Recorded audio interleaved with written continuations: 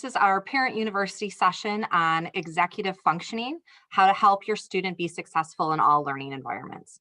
So the information that I'm going to share today is definitely applicable across all learning environments, whether your student is remote now, or if they are a Dragon virtual student, or if we end up back in a face-to-face classroom as well. So my hope is that everything that we talk about here today is something that you can take into a variety of learning environments. A little bit about me. I'm Kelly Day. I am Lake Orion's 612 instructional coach for our English language arts teachers. I've been teaching for 17 years. The last 2 years, I've been a full-time coach. I've taught all levels of high school, 9th grade on up to 12th, everything from a team taught special ed class to an honors 9th grade class. And I really became interested in this subject of executive functioning back in September, because I was hearing a lot from the teachers that I was working with and friends of mine who are parents and teachers who are parents, that their children who, well, I was hearing a couple different stories. One was, my kid has always struggled with organization and time management, and now we're in a remote setting and it's even worse. But then I also was hearing stories from parents who have children who've never really struggled with time management or organization, but a remote setting for their learning really threw them for a loop, and now they were struggling with it. And that I thought was really interesting and worth exploring. So the last couple of months, I've spent quite a bit of time doing some research and attending some webinars and presenting out to our staff on this idea of executive functioning. So for tonight, what you see in front of you is one of the strategies that I will talk about a little bit later, called Get Ready, Do Done. But this is our Get Ready, Do Done for tonight's session. So, if you've got a place where you're jotting down some notes, feel free. As we go through our session tonight, I want you to really keep in mind your child or your children, and we're going to talk about 4 areas of executive functioning skills that might be tripping them up. And I'd like you to really focus on one, because we can't solve all the problems at once, but we can start with one area and one goal. You're going to end up creating a goal, thinking about your plan, and then we're going to spend a lot of time talking about the why, because a lot of this comes back to brain research and child development.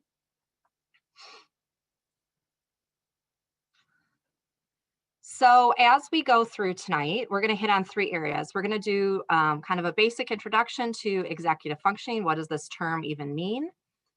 We're going to talk about ways that you can support your child, whether it's in organization, planning, working memory, or time management. And then at the end, we're going to talk about you, your child, and your teachers or teacher, and how to give you some talking points and really build that relationship to support your child's success. So there is a chat function on Zoom. At any point, if you've got a question, feel free to put it in the chat. And then I will periodically here and there stop to address some of those questions as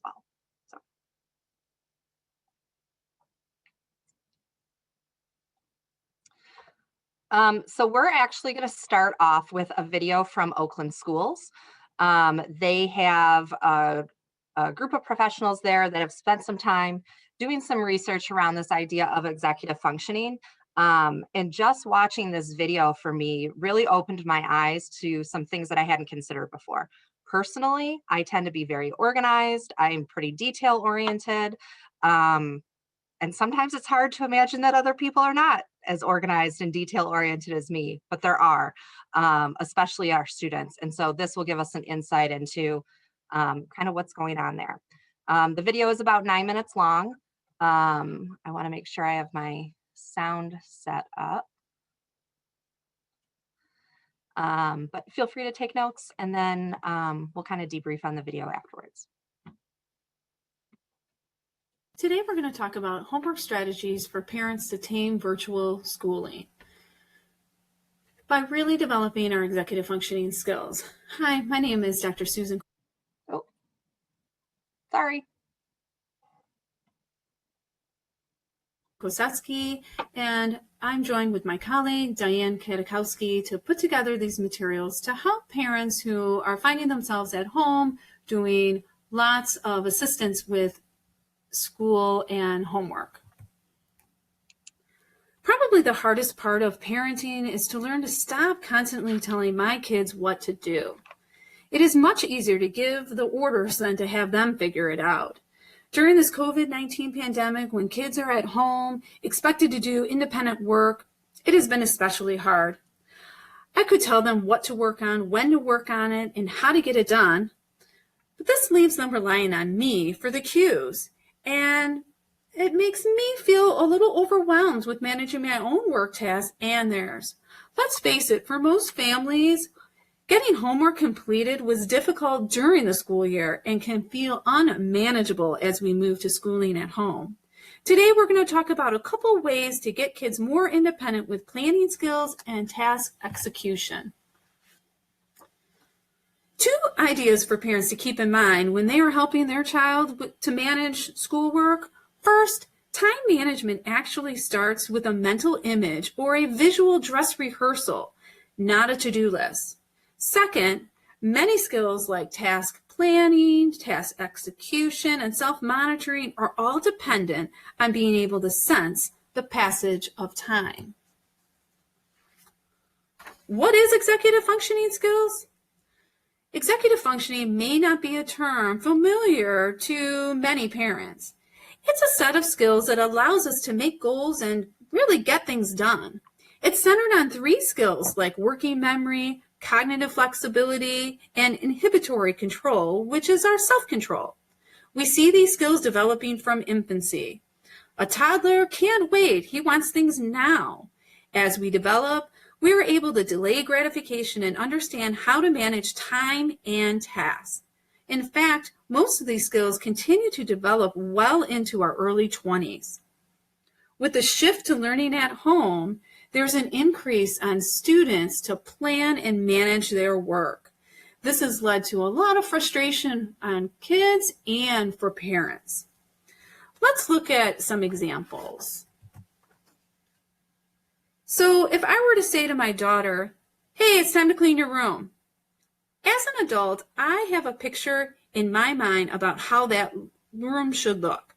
I know what I would expect. I would expect clothes off the floor, the bed made neatly, surfaces cleared, and laundry in the basket. Unfortunately, sometimes that is not the same picture that my daughter has in her head. She might not have any picture at all. She may go up the stairs, forget why she's in the room, flurry around the room, start putting things away in not a very organized fashion. She might get distracted and the room's not complete. This leads to parents being frustrated and actually kids being frustrated too. Let's look at a school example of how executive functioning works in schools. Let's say we have a student here who has good executive functioning skills. The teacher assigns a persuasive writing assignment instantly. This student generates a picture in her head. She thinks about the time that she has to get started in class. She has a picture of how it's going to look in the end, and she starts to picture the details that are going to be in her writing assignment.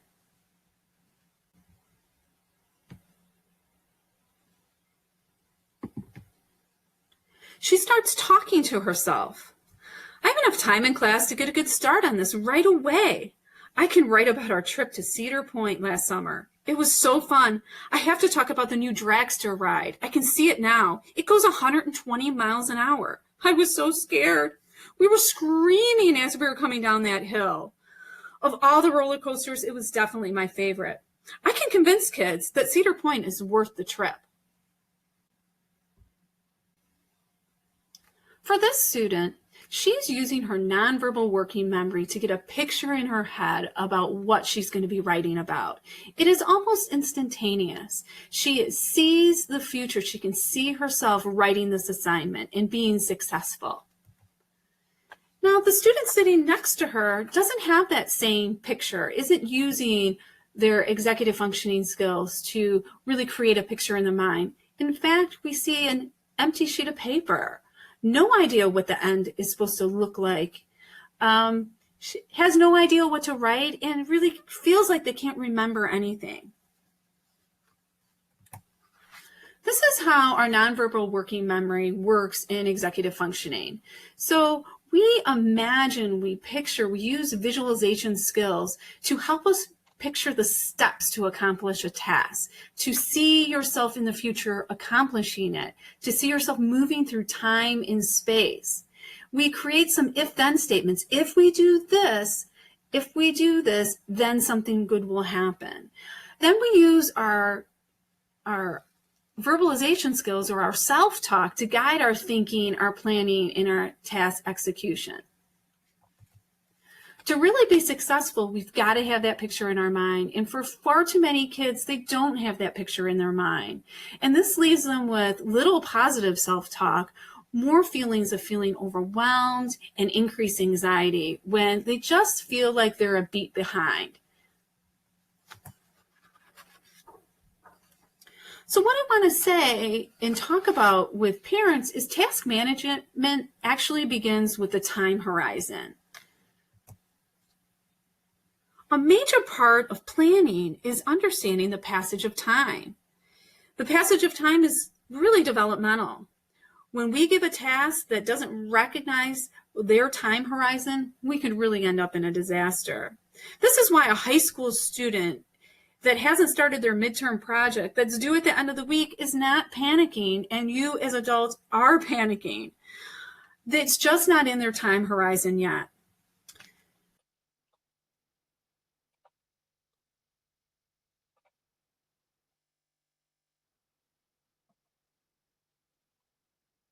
A 2-year-old's time horizon is now. It's immediate.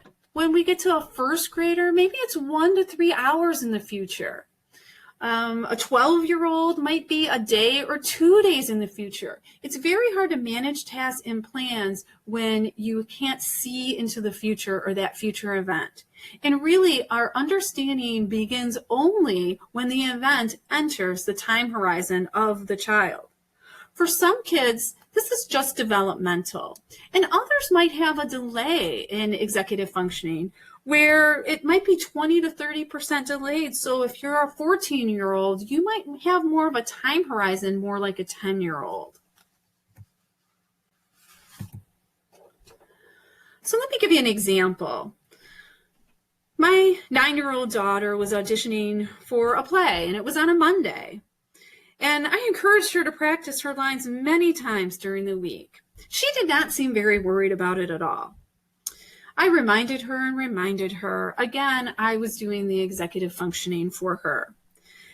That Sunday, I reminded her again that the play was the next day and she ought to really practice her lines. To which she abruptly said, "The audition is tomorrow? No one told me it was tomorrow. I didn't know it was on Monday." Now the panic monster had come for a visit. This is an example that the audition was really not in her time horizon until it was much closer. So while I was planning out a week in advance, she could only plan out a day in advance. So let's talk about how we can help kids plan out some multi-step projects and scheduling activities right now at home using our knowledge of executive functioning. Okay.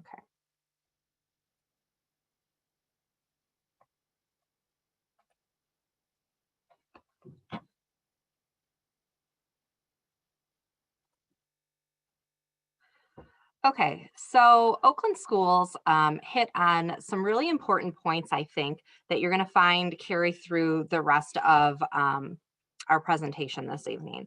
I thought that the point about this idea of visualization and having a mental picture, you're going to see as we kind of dig into different areas, is so crucial. And we have a lot of students, children, that can't get that visualization, and then it's causing everything else to kind of fall down from there. I also think, keeping in mind, if you see that your child is overwhelmed, they seem to have an increased anxiety. A lot of times when we have students that are struggling with executive functioning, it's very easy to feel overwhelmed because they've fallen a little bit behind in a class, and then it kind of has a snowball effect on it, and they have a hard time then getting caught up. And then that increases that sense of anxiety as well. Um, so anytime we have a task or a problem, there are a ton of things that our brain needs to do to process. We need to think about our brain managing emotions. How do we get going on this task? Thinking before you act, being flexible with your thinking, but then also managing your time and organization. All of that stuff is going on in your brain, and you probably don't even realize it.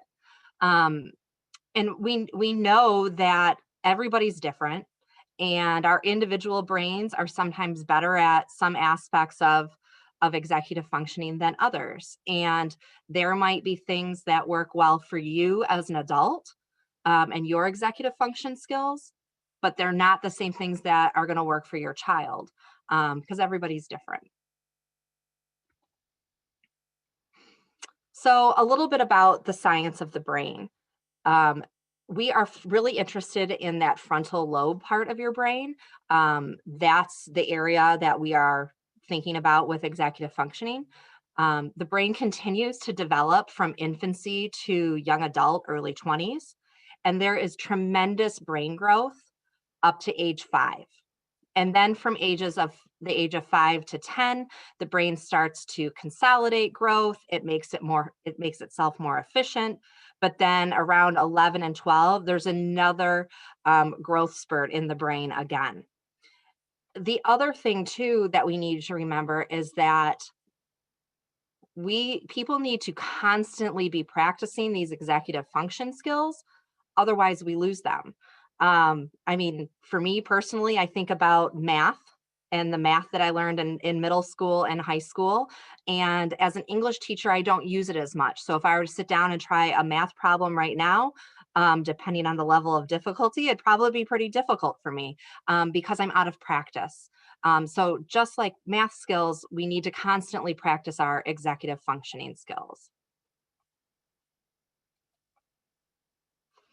All right, so while you're here, I'm hoping that the next big chunk of our time, the rest of our time really, is to give you some ways to help support your child's executive functioning skills, um, especially during our distance learning right now.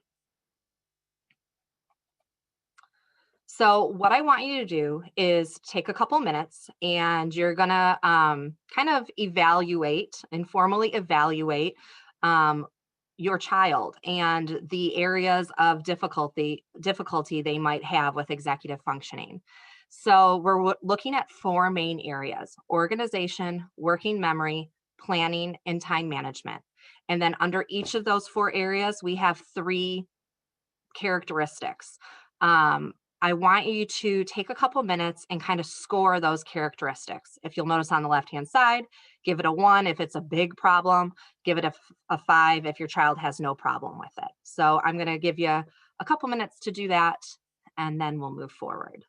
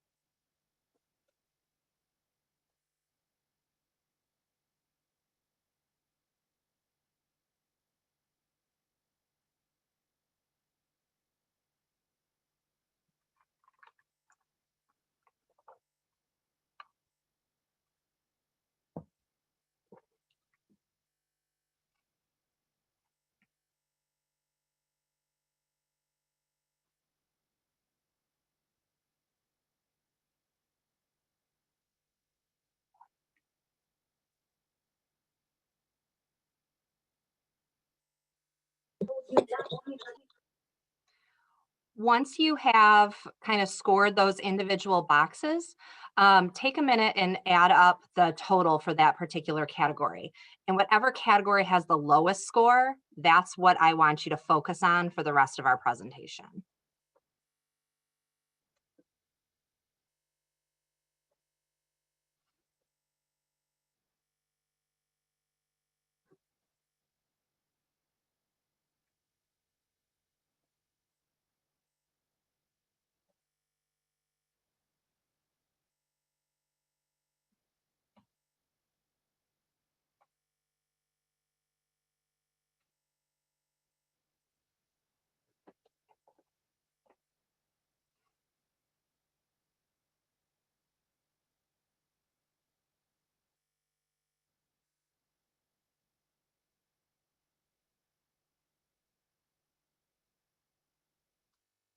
All right, I'm going to give you one more minute to wrap that up.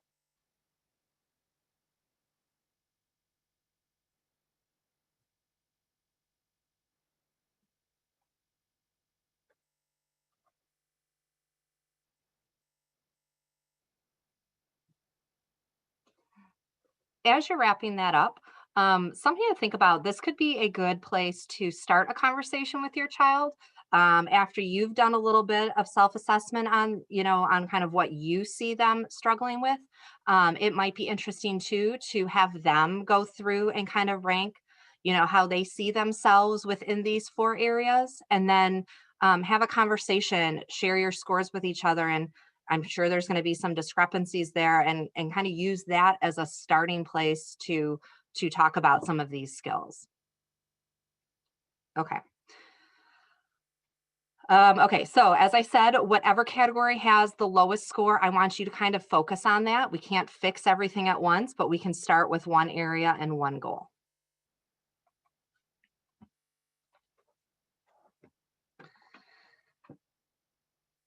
So we're going to focus on that one goal. I'm going to give you some ways to create a goal, and some tips for some possible goals for you and your student.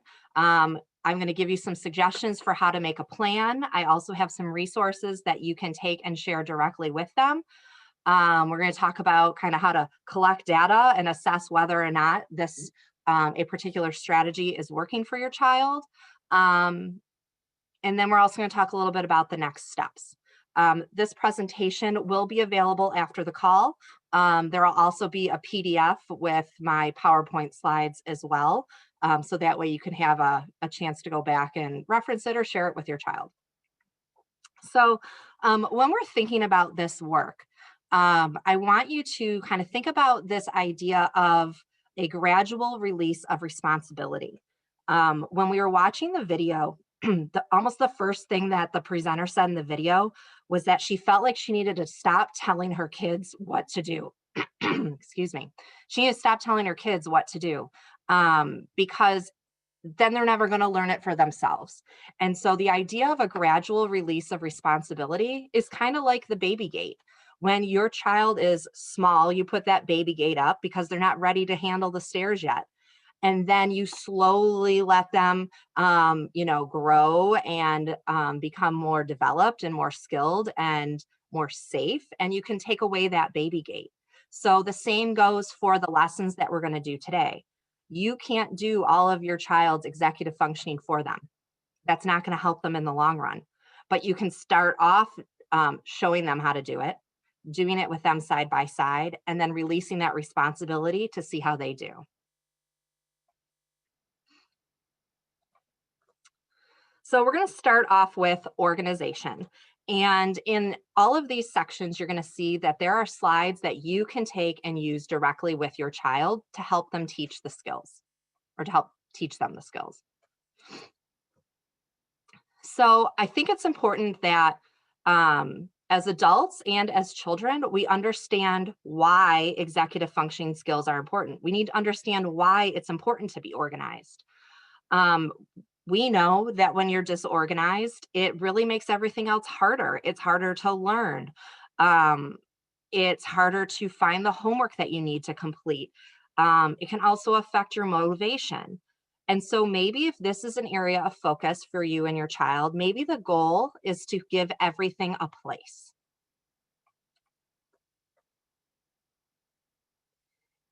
When we are disorganized, it doesn't leave room in our brain for learning. So we're constantly wondering, where's my pencil? I don't have this. Where's my book? I need my glasses. I need a drink of water. There's stuff on the ground or there's stuff covering the workspace, and it's very hard to focus. So our students that are well organized have all that room in their brain for learning. Our students that struggle with organization spend a lot more time, their brain spends a lot more time kind of sifting through all that clutter, and then very little time is left for learning. And we talked a little bit about this idea of being overwhelmed and anxiety. That is going to increase a stress level.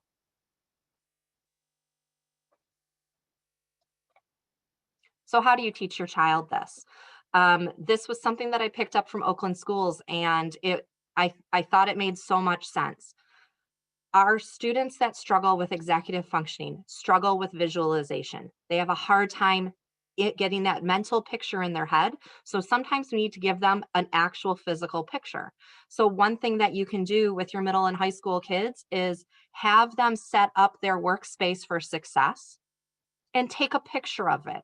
So in the two examples that you see here, one breaks it down and shows, that the computer is logged on, Microsoft Teams is up, they have their materials ready, the space is nice and clean. Don't just show your child these two pictures. Create your own picture with your child. Maybe it's something that you ask them to do. Once you get the workspace completely organized, let's take a picture and let's identify all the important pieces of this workspace.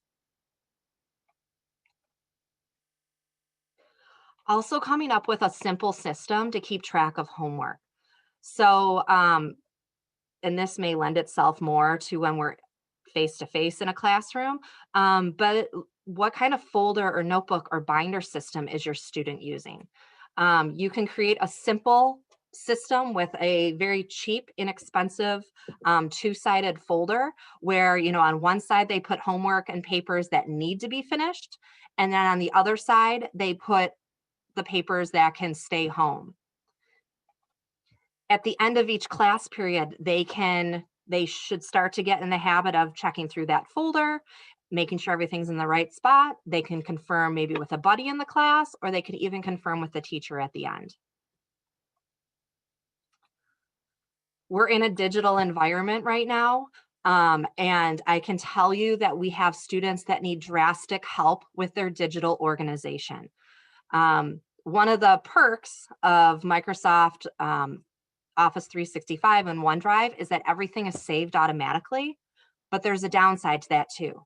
It's usually saves it with a generic title. So if you sit down with your kid and they give you a tour of their OneDrive and everything's titled like document 1 or document 501 or whatever, they need some help with digital organization. Have them set it up by year, have it set it up by course. Within course, are they working on an argument essay? Put all of that stuff into a folder and get them in that habit of having some digital organization. It also helps them when they go to turn something in, because if they're trying to remember if their argument essay is called document 35 or document 37, as opposed to ELA 10 argument essay, then there's a solid chance that they'll turn the wrong thing in. Something else to help with your student is to get in the habit of using routines and checklists. So sometimes when we think about everything needing a place, it can become very overwhelming. So as we kind of go through this process of getting everything into a place, maybe we need to create a checklist. So showing your child, this is the steps you need to take to clean up your workspace, and have them physically go through and check it off.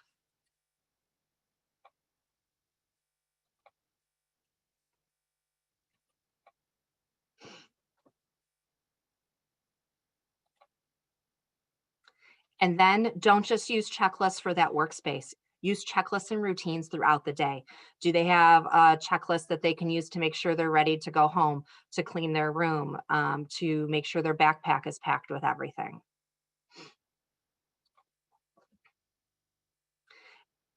After working on this particular goal with your student, um, you need to stop and assess whether or not it's working. So collect some data. And there's a lot of different ways to collect data. From a very scientific approach, it could be, that you want to sit down and see something and measure it, but it can also be anecdotal data, conversations that you're having with your kid. But I think it's important to do a spot check kind of 3 times a week. And so if we take a look here, remember our students that struggle with executive functioning need that visual. So it could be like, let's chart this for the week and see how we go. Week 3, this kid nailed it on making sure their workspace was really clean. What was going well for that child that week? What can we replicate? Week 4, it looks like it started off a little rough, but then the second day it was doing great again. And so a student can start to see that progress, and it gives you a talking point with your child.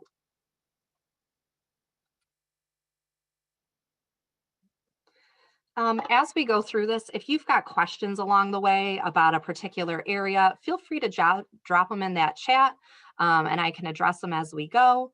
Otherwise, I'll just keep kind of cruising along. You're going to start to see that all 4 of these areas are all very much intertwined with each other. They all overlap and they play off each other a little bit. So organization, I feel like, leads very naturally into helping your child plan daily tasks and long-term projects.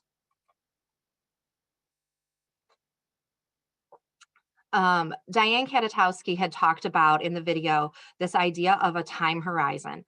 That was really eye-opening for me when I first heard that, because just looking at, I'm in my 30s, and I'm at that high end there. And just when you hit 30 is when you can start to see, 2 months out, 3 months out. But you drop down to mid 30s and it cuts in half. And then it keeps cutting in half all the way down. And so when we're thinking about our middle and high school range, that 12 to 16-year-old, maybe 17-year-old, their time horizon is really only 2 to 3 days. And so if they have a big project due 2 weeks from now, the chances are they're not even thinking about it. So we're going to stop and try and understand the why here. When you have a lot of things that you're trying to do and remember, it takes up all of that brain power. So if we can create a daily to-do list, we can take it from our brain and put it into our planner. Now it frees up that space for learning.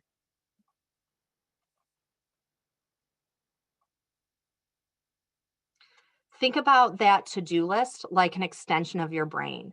I use a calendar app on my phone. That's what works for me. When I was in high school in the 90s, this wasn't a thing. And so I used a paper planner, and that worked for me.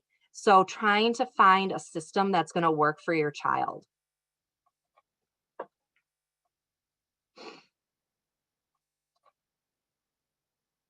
And then getting students into the habit of, once you've done something on your to-do list, cross it off. If you are a list maker, that's one of the most gratifying things that you could possibly do. Sometimes I've added stuff on a list just so I can cross it off and get that feeling of gratification and accomplishment.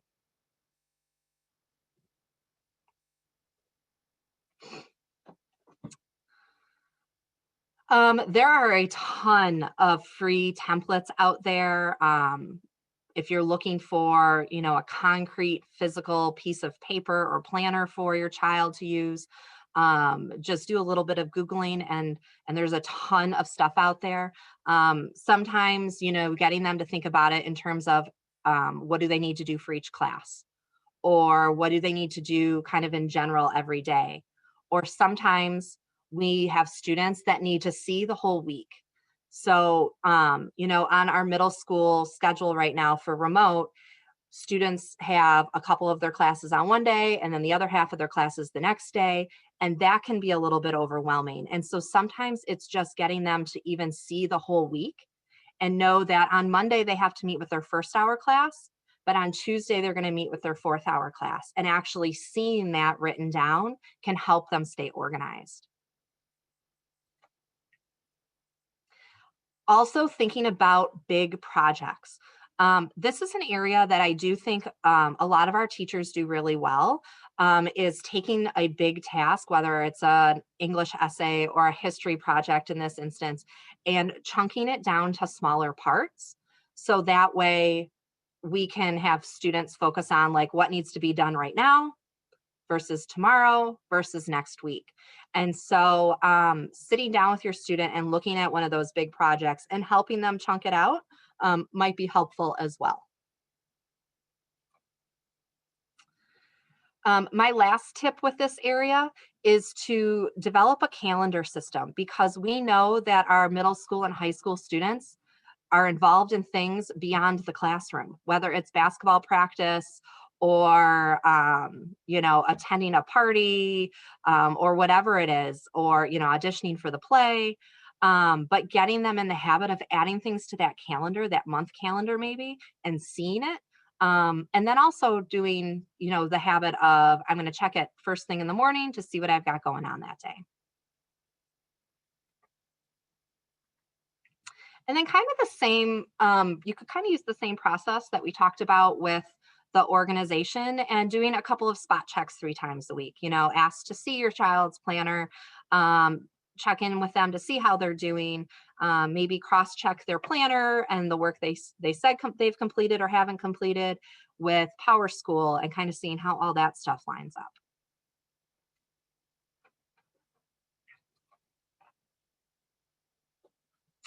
So the third area is this idea of working memory to help children plan for future thinking. Um, this part of my presentation, I think, is especially interesting because it deals so much with this brain research that we might not even be thinking about. So for a goal for this particular area might be to help your child use tricks to help them remember things. So a little bit of kind of some research here. Some information that we know we need to remember for a very long time. So if we're thinking about it in terms of an analogy, it might be, information that we can store in a place like a filing cabinet. And then we know that it's something we need to remember. And then we come back and get it later and it's still in our memory.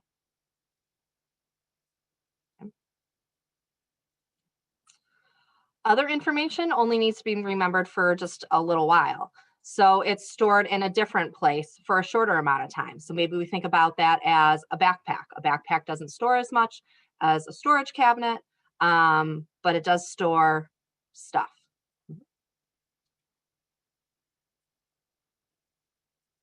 I also like this one because, every so often we should, as students, clean out our backpacks. And so every now and then, stuff in our memory, does get stored elsewhere or does get thrown away. So, for example, let's think about what we had for dinner. Do you remember what you had for dinner last night? Probably. But do you remember what you had for dinner exactly 1 month ago from today? Questionable. And that's because your brain only stores that kind of information for a really short amount of time, and then it empties it because it needs room for more memories. Then there are things that we only need to remember for a very, very short amount of time. And that's kind of like putting the memories in our hands. And so once your hands are full, you need to put something down before you pick something up. So an example in school might be when a teacher is giving some directions. First, write your name, next answer the questions, then turn it in on my desk. Once the student does those things, they don't need to remember it anymore.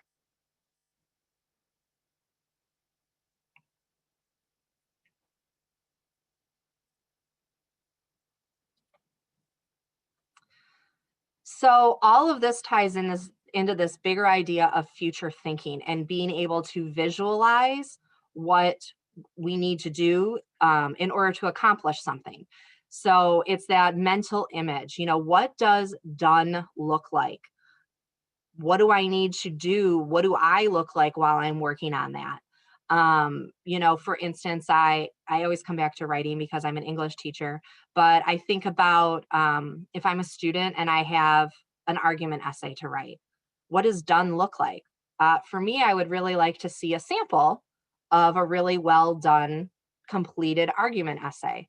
And that should be something that our teachers can provide for students, and to show them as a model of, this is previous student work from a year ago. We're going to use this as a really solid example. This is what done looks like. This is what an A looks like. This is what a 4 looks like. And then I also need to think about, what do I look like with that? And I need to see my movement. Is it me sitting down at my laptop and I'm organized and I've got my books and my pencils and all of that ready? What do I need in order to complete that task? And then I also need to consider the emotional part of this.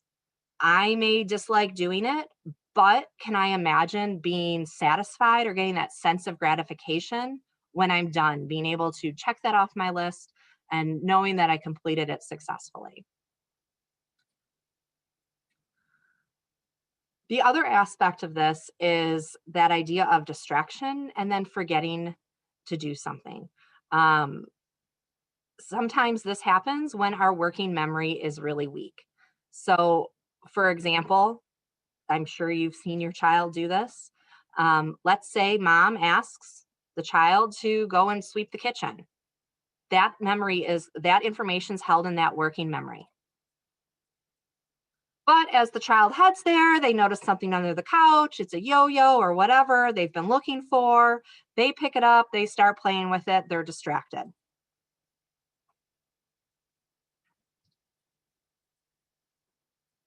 And lo and behold, they completely forget about the sweeping.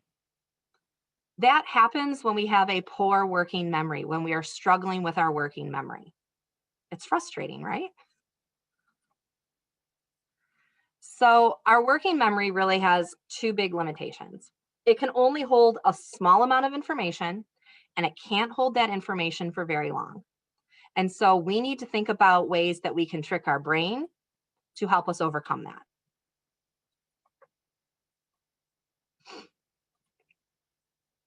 So, the first trick: say it, visualize it, write it. Get in the habit of actually saying out loud what you need to do or remember.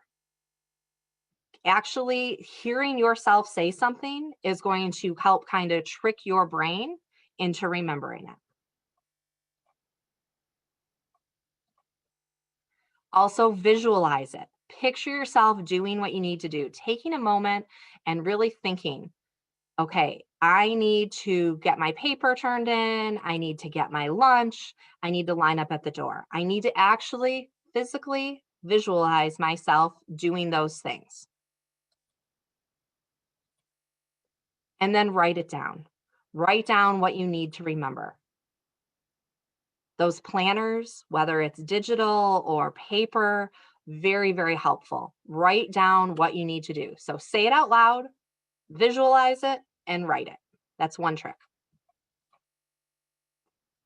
The second trick is this idea of get ready, do, done.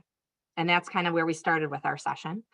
And this is something that I know a few teachers at both the middle and the high school level are interested in working on as well. So thinking about backwards planning, what does done actually look like? Maybe that sample argument essay.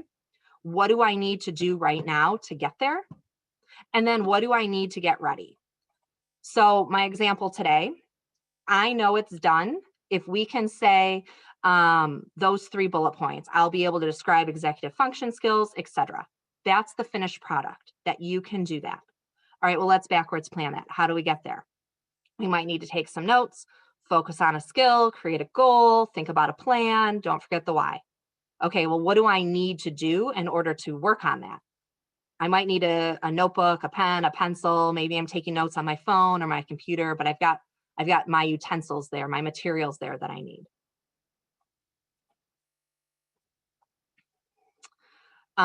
whether it's in class or a student breaks this down for themselves on, a piece of paper or a chartboard or a whiteboard or whatever. But getting them to go through the steps of this backward planning. What does done look like? What do I need to do? And what do I need to get ready? For your data collection to determine the effectiveness of this, ask your child to show you the trick that they used during the week. Maybe it was the say it, visualize it, write it, or the get ready, do, done. And then together evaluate the effectiveness of that trick. Did they get everything turned in? How successful were they?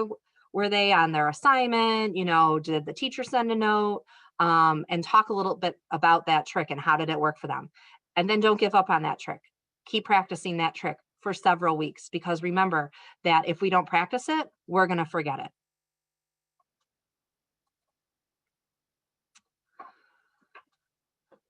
So our third area is this idea of helping our child visualize the passage of time. So if you have a child that has a hard time estimating how long it might take to do something, maybe they don't finish it, they feel rushed, then maybe your goal is trying to get your child to accurately estimate the amount of time it takes for them to complete a task. And again, keep this time horizon in mind, because depending on the task, this can definitely play a role. So when we're understanding the why, we need to have an understanding of just how much time management is a crucial part of our day-to-day lives and our functioning society. Time management skills can help us with estimating how long things are going to take, deciding what you do have time to do, and then prioritizing and choosing what's important for you to do now versus later, and so forth. So to help with this idea of the visualization of time and how you might teach this to your child, despite recent technology and all of these great smartphones, a digital clock is really kind of a detriment, because it doesn't give us the visual of time passing like an analog clock does. On an analog clock, it can show the sweeping hand. It shows us a concrete example of time passing. It can also show us the past, how long you've been working, the present, what time it is, and the future, how much longer before this meeting is over. And one thing that I hear from teachers and parents alike is, man, my kid does not know how to tell time, even though they're 15 years old. Or, because everything's been digital, we've really lost the ability to be able to look at an analog clock and tell time. I am less concerned with being able to read an analog clock and more concerned with being able to use an analog clock to get that visual pie piece. So as we see here in these examples, actually seeing that chunk of time, that 15 or 20-minute chunk of time, and understanding that during that colored in part, that minute hand is going to sweep through there, and you're going to get that visual of the passage of time. There are a couple of different options out there for how you can work on this with your child. One of the presenters that I worked with actually had bought an old school analog clock for her teenager and some dry erase markers and the gradual release of responsibility. They used to sit down and kind of plan out, it's going to take 15 minutes to work on math, 25 to work on English, and so forth, and color in those chunks. And she said he's a junior now and he still uses the clock, but he doesn't want her help with it. He's like, Mom, I got it. And he sits there and he colors it in so he can see that passage of time. There's some apps out there too. 360 Thinking has a great app that does this, but it does cost $2.99. But it's probably the best one out there that I've seen. And then practicing with your student. All right, let's try this out. How long, you've got 10 math problems to do. How long do you think it's going to take you to do this? Maybe on the first try, they say 5 minutes.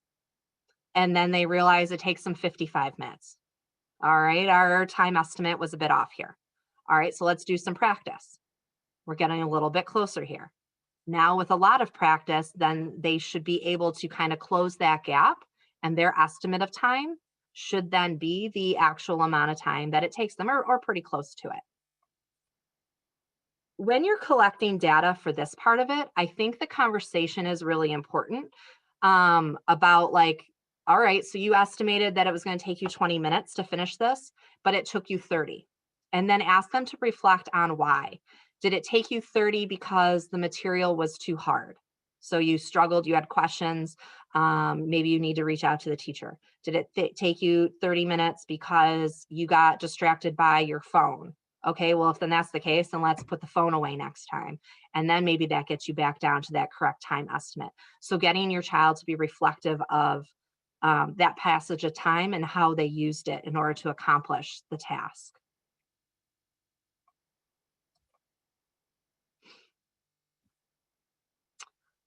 The next couple of slides, I'm going to skip these, but I just want you to know what's there so that way you see them when you look, if you look at the PDF later. But there's about 10 slides in here that you can actually use with your child and help them kind of understand this passage of time. So I'm going to skip those, but they'll be in the slides that you have.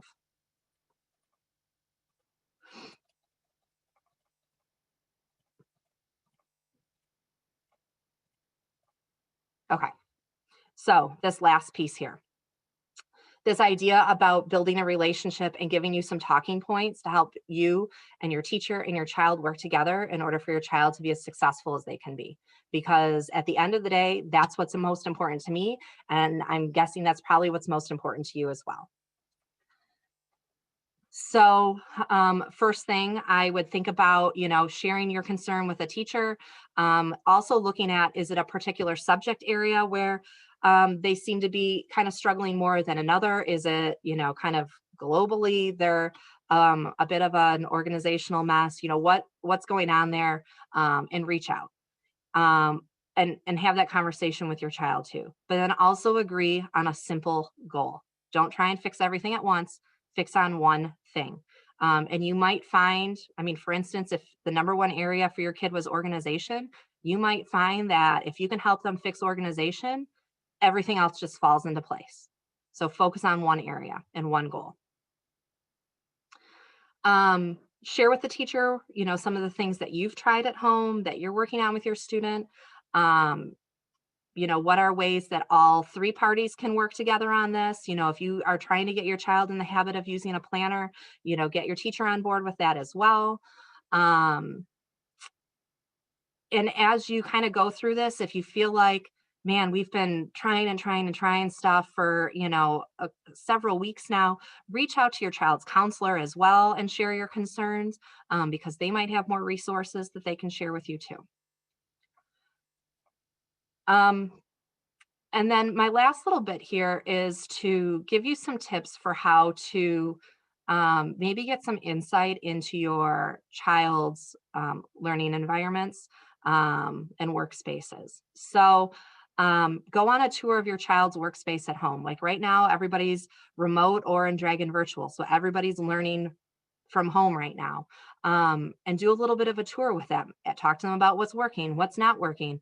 Are they, sitting on their bed or laying on their bed during a virtual meeting every day? That might not be productive for some children. So, what's going on with this workspace here? Do the same thing with their backpack. Ask them to show you how they organize their schoolwork and their materials. And then, especially right now, have them take you on a tour of Teams or Edgenuity. So starting off with show me your team for your math class, your English class, your science class. Where can you find the agendas for these classes?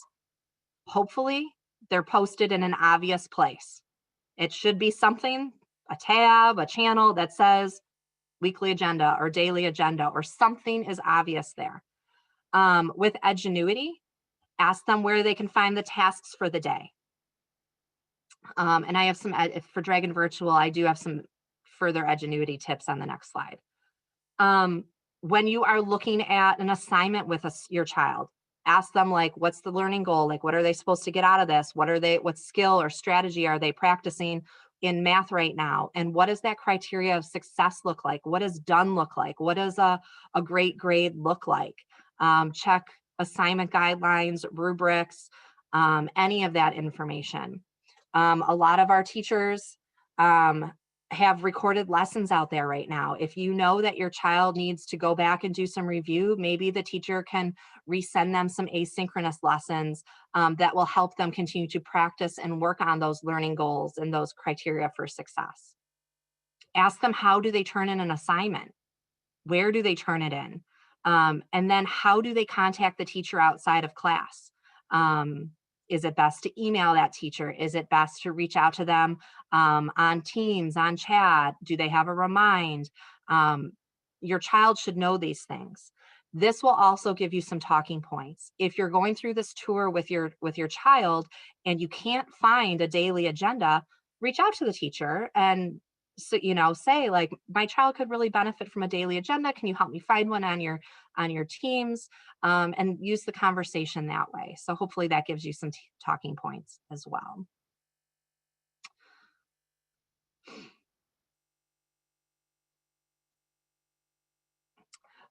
There's a really great comment that just came through in the chat. One thing I've noticed as my son has begun 6th grade this year is that the amount of content in the curriculum has gone up quite a bit. Yes, exactly. As I pursue the curriculum guidelines, it occurs to me that some of these strategies could be usefully incorporated into learning objectives. So at the middle school level, 2 weeks ago, it's all a blur. My time horizon's fuzzy right now. A couple of weeks ago, I did a very similar session with middle school teachers. And then our high school teachers also went through this exact same thing in the last few weeks as well. And so it was eye-opening for teachers across all levels. And definitely like, oh, that's something, including a daily agenda, I can do that. That's easy to do. And so I'm thinking and hoping that, as we kind of go through, we're going to start seeing our teachers put more and more of this stuff in place as well. So kind of all coming together. Okay, I've got 3 minutes left. My last slide here has some Edgenuity tips for Dragon Virtual parents. If you are a Dragon Virtual parent, I will probably separate this slide out into its own PDF because those are all hyperlinks there. But when you are doing a tour of Edgenuity with your child, those links that I've included will help you find a lot of the information that you're interested in, whether it's task completion, assignment completion, grades, and that kind of stuff. So I will pull that out and we can send that along as well.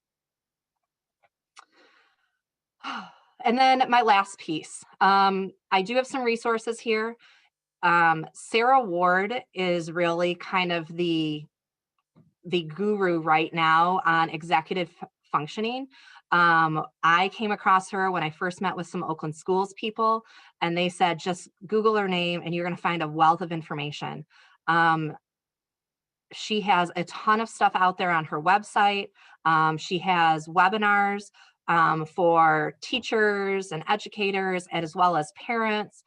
She's got great resources out there. So look her up, but also, doing a quick Google search of executive functioning skills and distance learning will, give you a lot as well. I've just included 2 things there: 5 common myths about executive functioning. A lot of times students with executive functioning are labeled as lazy or unmotivated.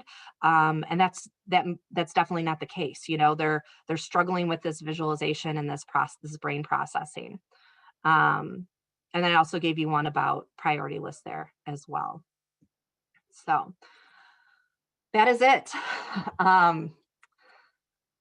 I can hang around for maybe about 5 minutes or so. I know we're right at 7:30 here. But if anybody has, any individual questions that they want to ask, we can address that too. But otherwise, this presentation will be recorded and shared out along with my PowerPoint slides as well. So I thank you all for joining today. I hope you have a great evening. Stay safe.